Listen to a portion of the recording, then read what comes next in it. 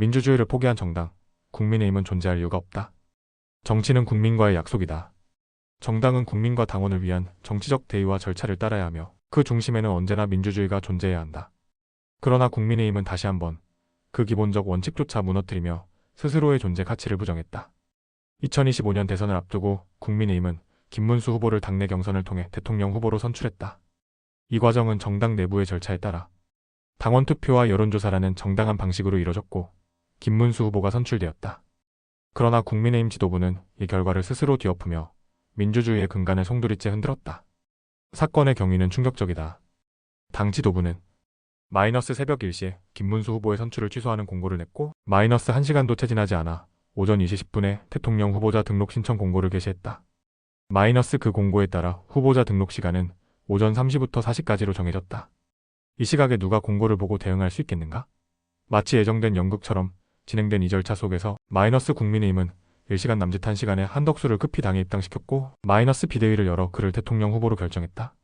마이너스 오전 4시 40분 국민의힘은 마치 아무 일 없었다는 듯 한덕수 후보를 대선 후보로 등록했다고 발표했다.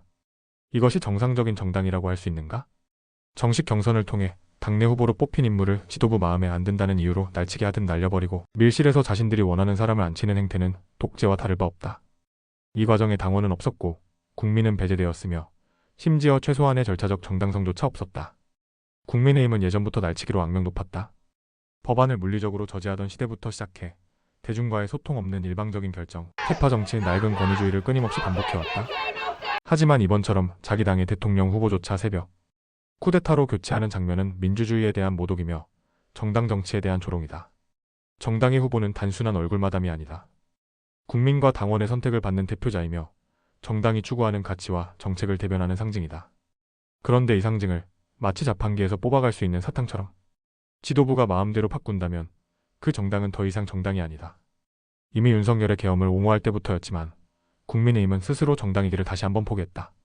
민주주의적 정당이라면 최소한의 절차적 정의, 투명성, 그리고 구성원들의 의사를 존중하는 태도를 보여야 한다.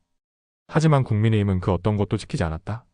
오로지 권력자들의 이해관계, 밀실 정치, 캐파 간의 거래만 있었을 뿐이다. 더 이상 이런 정당이 한국 사회에서 존재할 이유는 없다. 국민을 무시하고 민주주의를 짓밟고 자신들의 권력욕을 채우기 위해 어떤 절차도 무시하는 집단은 정당으로서의 자격을 상실한 것이다. 이번 사태는 단순한 내부 갈등이 아니라 국민의힘이 민주주의를 근본적으로 거부했다는 증거다. 이 정당은 더 이상 국민을 대변할 수 없다. 정당이라는 탈을 쓴 권력 집단일 뿐이다. 우리는 이런 정치에 더 이상 속아서는 안 된다. 국민을 기만하고 자신들의 이해에 따라 모든 것을 조작할 수 있다고 믿는 자들에게 정치의 주도권을 넘겨주어서는 안 된다. 민주주의는 말로만 지키는 것이 아니다. 절차와 규칙을 지키는 것으로부터 시작된다. 국민의힘은 그 기본조차 지키지 못했다. 아니, 지킬 의지가 처음부터 없었던 것이다. 그렇게 이 정당은 사라져야 한다.